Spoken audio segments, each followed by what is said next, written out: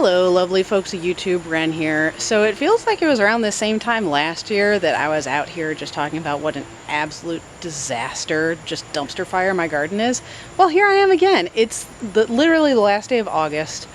By the time I post this up, it'll be September, so I'm kind of calling it a September garden tour, but it's really August and September sort of combined. I'm not going to bother to do a separate one for each of those months because really the garden's a dumpster fire during this time. Part of that is on me.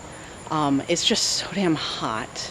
And with the medical condition that I have, like, sweating is real bad for me. I can't, like, balance my electrolytes properly. So, you know, I just can't spend a lot of time outside during the month of August. And it shows. Boy, does it show. But I'll at least show you some of the highlights of the cool things that are happening in my garden. So, let's do that at least. Let's end on a high note, right? Right? All right. So, first one right here, I mean, you got this in the background here. This is ginormous. This is my broom corn. So I did plant this at the beginning of the summer. It is tall. Oh, real tall. That tallest spike right there is probably somewhere around 12 feet or something like that. So broom corn is not corn like maize corn. This is actually in the sorghum family. So you can get a closer look at this spike here.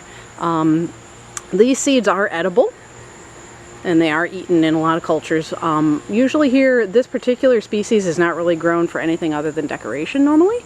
The main reason I'm growing it, of course, is these little flower spikes. Once you strip the seeds off of them, that's what you make your brooms out of.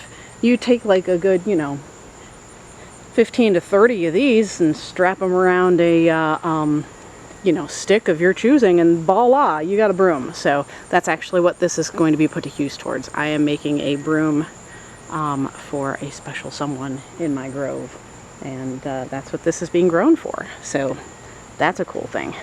Do have some veggies this year. They have not been doing well. Peppers, of course, are there. You can see some of the banana peppers that have turned red that are hiding in there. I have some jalapenos in there as well. My marigolds that I planted to keep the nematodes down are like loving it, but the vegetables not so much. Tomatoes, let me tell you, look at this. So I definitely have a tomato hornworm somewhere in my garden. Look at it. Look at this poor little thing. It's like a stick. That's all that's left of it. But I tell you what, I can't find the damn thing anywhere. It's like playing a frickin' game of Where's Waldo, trying to find these frickin' hornworms. It's got to be the size of my pinky, but I'm just not seeing it anywhere. And it's driving me crazy. So I'm probably going to have to come out here at night with a flashlight and try and pinpoint it that way. In past years, when I have found the hornworms finally, they usually had already been parasitized by the wasps, in which case I left them be. So I'm really hoping that, this one will meet the same fate. You can see things are a little better in some ways. Like, you can actually see my strawberries this time around this year. Last year you couldn't see that. Apples are still doing okay. These, the Arkansas Black and the Albemarle Pippin don't have that many fruits on it this year. I actually have been picking off a lot of the fruits that have been kind of questionable, and I need to do the same again. This one I've just been kind of letting it do its thing. And as always, it's getting weighed down with these little apples, these little lady apples here. Oh look, that's a mosquito that's biting me. Yuck. But yeah, these apples come October are going to be amazing, and I'm going to make some jams and jellies out of them. It's going to be great. So this little corner back here, I have some plans in mind for this, but it's doing all right. I do have this little guy. He's starting to bloom here. This is one that I moved out of an awkward spot and I put over here in the meantime. That's a Caryopteris, which it does bloom around this time of year with these nice little blue flowers that are attractive to butterflies. And then of course I have my little teeny tiny little dwarf spruce back there. Hang on. Let's see if we can get our way around there. It's doing all right. Look it. It's so bitty. So that's going to fill in hopefully. I don't know how big that's going to get, but it grows pretty slow. So I know I mentioned that I did lose my sassafras tree, and you can see the stump of it is right there. But look what's right behind there. There's a brand new sassafras tree that popped up. So that's probably, it's going to be moved off of the fence at some point, definitely. But nature finds a way. Oh, So much grass everywhere. I have been working on clearing this out, but it's grass and weeds. It's all grass and weeds. There are plants hiding in there. They're doing okay generally, not great, but okay. They're hiding in there, you know. So like for example here, right in here, amidst this mess right here, oh, that right there, these little flower spikes, inflorescences you can see here, that's my wood betony that's hiding in there amongst the grass. Like I said, it's doing okay. It's not great, but I really need to clear those weeds out. Another one that I have over here, you can see it in there. There's a rose that's hiding in there. That's actually my new rose that I planted. It's a Floribunda rose called Ebb Tide. So that one's supposed to bloom purple. I haven't actually seen it bloom yet because it's hiding in the weeds. But yeah, I've been putting all of my energy recently into cleaning up the front yard because we got a citation from the county. That's how bad it's been. Yeah, but that's all cleaned up now, but that sucked all my energy for the time being. So a couple little things back here, of course.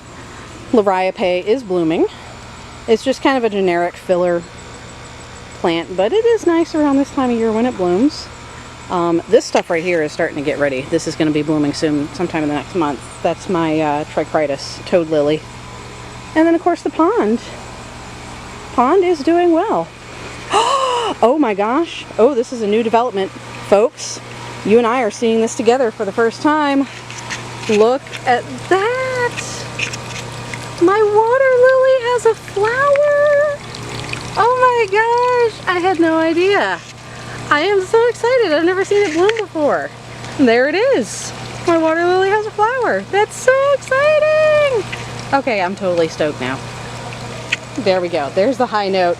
There's the high note I was looking for. Holy shit, that's amazing. All right, I have nothing more to add. That's amazing. So, let's move out of here, move away from the heat pumps. I'm gonna wrap this up here because it probably is gonna rain again. As you can see, it's a little overcast and a little drippy.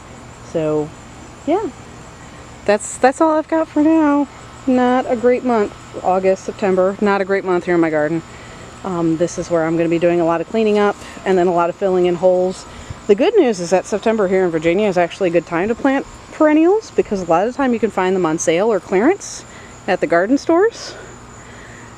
And they still get that nice rainy cool fall to kind of establish themselves before the winter time, and then next spring they'll put on a better show. So that's probably going to be my plan for the next few weeks. It's just whenever I'm not working, which I am working a lot, but whenever I'm not, I'm going to try and get out here as long as it's not too hot and get this mess tamed. So anyway, hopefully you'll see me do another one of these in October. I don't know what all I'm going to have then, but we'll have some things. We'll see. As always, hope this video finds you well, and I will see you again soon.